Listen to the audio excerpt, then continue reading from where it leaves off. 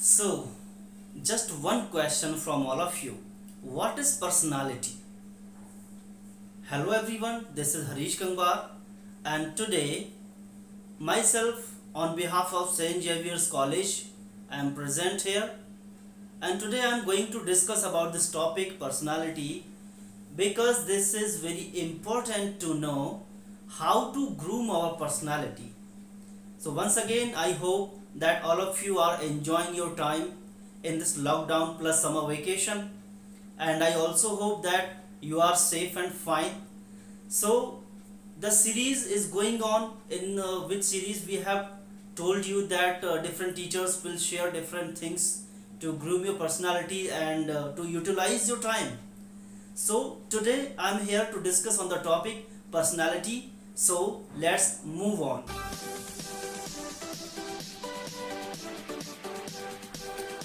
So, all dear students and parents, first of all, I will tell you what is personality.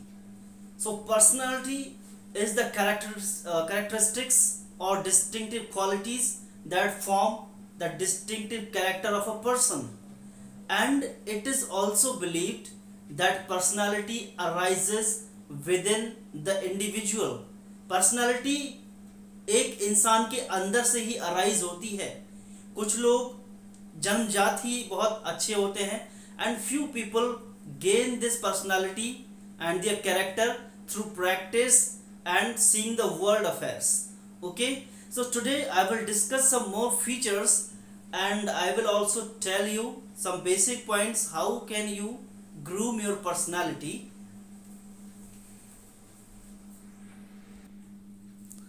So in this very short video I will tell you how can we groom our personality. There are some points, there are only 5 points जो सबसे ज़रूरी है, जो basic points हैं, सब जो शुरुआत है अपनी पर्सनालिटी को डेवलप करने के लिए. तो first of all point is well dress. It means you have to dress yourself very well. आपका ड्रेसिंग सेंस, ड्रेसिंग स्टाइल आपके बारे में बहुत कुछ बोलता है, एंड ये आपको एक कॉन्फिडेंस देता है. If someone wears proper uniform, proper एक जो ऑफिशियल यूनिफॉर्म है उसको पहनता है, तो उसके अंदर आधा कॉन्फिडेंस उसी से आ जाता है, एंड जो उसका आधा कॉन्फिडेंस है वो उसकी इनर अंदर से ही आएगा, जो उसके अंदर है, जो बोलेगा, उसकी लर्निंग है. So well dress is very important. You have to dress properly, wear proper formal dress, and if you are boy, if you are man, then you have to wear the tie also. And what is the code, is the dressing code applied by the school, college, office or any other institution. So your dressing style speaks a lot of you. So this point is very necessary. And next point, the most necessary point is our body posture. These things are related to our body posture. Like I told you, sit tallest. Whenever you are sitting on a bench, you are sitting on a chair, then you have to sit straight, tallest. ऐसे नहीं कि ऐसे झुककर बैठ गए आगे, जैसे पीठ में कहीं दर्द हो रहा है, कोई प्रॉब्लम है, ठीक है. Sit tallest, stand tallest. खड़े हुए एकदम सीधे खड़े हुए, ऐसे नहीं झुककर खड़े हो गए, इधर खड़े हो गए. Stand tallest and walk tallest. If you are walking, walk tallest. Straight सीधा वॉक करिए, एंड इधर उधर हिलते हुए नहीं, एकदम सीधा वॉक करेंगे. Body posture must be straight. एकदम सीधा बॉडी पोस्चर आपका होना चाहिए. ये आपकी पर्सनालिटी को ग्रूम करेगा, डेवलप करेगा, and this will also speak a lot of you about your personality. And next point is speak politely. जब हम खड़े हैं, सिंपल वॉक कर रहे हैं, but when we are talking to somebody, whenever we talk to somebody, तो ये मायने नहीं रखता है that we are speaking to a grown up person और whether we are speaking to small children. चाहे हम बड़ों के साथ बात कर रहे हों, चाहे हम बच्चों के साथ बात कर रहे हों, our tone, our body posture and our body language and overall जो हम बोल रहे हैं वो सब कुछ भी पोलाइट होना चाहिए.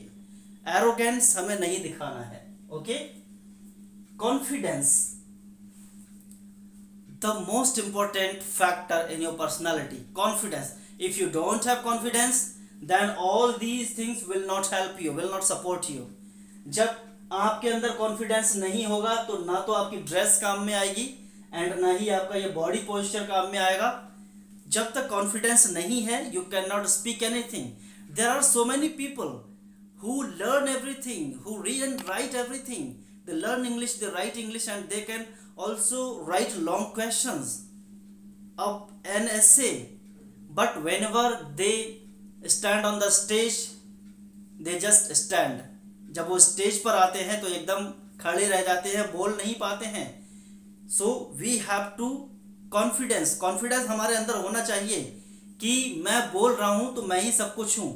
And all these are people are just like my friends नहीं है, बट आपको सोचना पड़ेगा जब आपको बोलना है.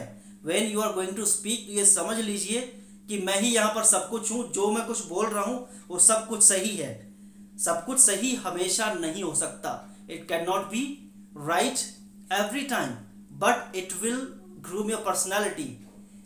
You must have seen that most of the people speak not speak good, अच्छा नहीं बोल पाते हैं, but they go fluently and you see that it speaks about your personality. आपको लगता है ये बंदा बहुत ही अच्छा पर्सनालिटी वाला है, क्या बोलता है ये.